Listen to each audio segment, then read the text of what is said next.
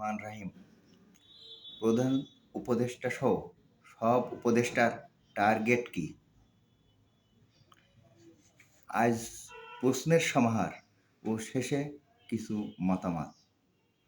দেশ কি সব দিক দিয়ে শান্ত না অশান্ত, না বিশৃঙ্খলা বিরাজ করছে?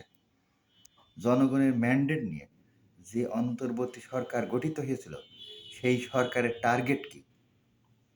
জনগণ মনে করেছিল দেশ একটা সুন্দর শান্ত পরিস্থিতির দিকে এগিয়ে যাবে।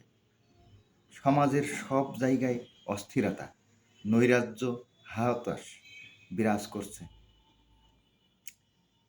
ভাবতে হচ্ছে উপদেষ্টারা স্বৈরাচারী সরকারকে ফেরানোর পথে হাঁটছে কিনা। ভারতীয় রয়ের চক্রান্তে অন্তর্বর্তী সরকার ব্যর্থ রাষ্ট্রে পরিণত হচ্ছে কিনা, এসব প্রশ্ন আসতেই পারে। আজ অনেকগুলো প্রশ্ন থাকবে। টার্গেটগুলো কি কি? 1 নম্বর টার্গেট, নির্বাচন। জাতীয় সংসদ নির্বাচন না স্থানীয় সরকার নির্বাচন, এবং সেটা যথাসময়ে হবে কি? 2 নম্বর, নতুন তরুণ রাজনৈতিক দল গঠন। তরুণ রাজনৈতিক দল গঠন করে তাদের স্পেস দেওয়া, না তাদের সাথে উপদেষ্টাদের মার্চ করানো। তবে আংশিক হলেও নাহিদ সেটা প্রমাণ করেছে। একসময় প্রধান উপদেষ্টাও তরুণ ছাত্রদের স্পেস দেওয়ার নিয়ে কথা বলেছিলেন। 3 নম্বর, প্রধান উপদেষ্টার গ্রামীণ ব্যবসারও উন্নতি করার সম্পর্কে। তিনি কি আরও গ্রামীণ ব্যবসার উন্নতি করতে চান?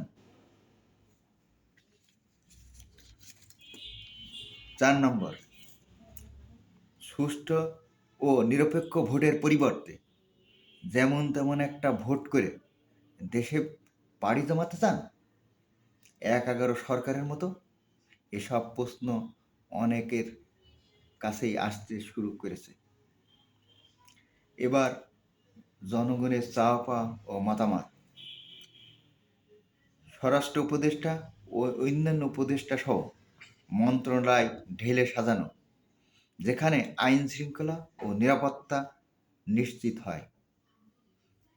2, উপদেষ্টার সংখ্যা বাড়ানো মন্ত্রণালয়ের চাহিদা অনুযায়ী। 3, উপদেষ্টাদের অফিসিয়াল কাজের সাথে সাথে বেশি বেশি ফিল্ড ওয়ার্ক করা। একজন উপদেষ্টার পর অনেক মন্ত্রণালয়ের দায়িত্ব, ফাইলের চাপে তারা নাকি হিমশিম খাচ্ছে। আমার ধারণা সব উপদেষ্টা সাধ্যমতো কাজ করছেন, কিন্তু সেই সরল অঙ্কের মতো রেজাল্ট 0। ব্যাপারটা এমন, টিউবওয়েলে চাপার পানি চাপার মতো। টিউবওয়েল চাপার পর পানি কলসের বাইরে পড়ছে। সব উপদেষ্টা করছেন, কিন্তু রেজাল্ট 0, যার জন্য পরাজিত ফ্যাসিবাদ আবার মাথাছাড়া দিয়ে উঠতে পারে আপনাদের ব্যর্থতার জন্যই।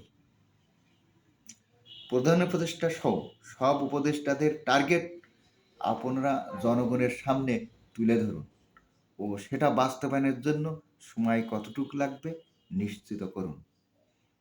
আজ এ পর্যন্তই। আল্লাহ হাফেজ।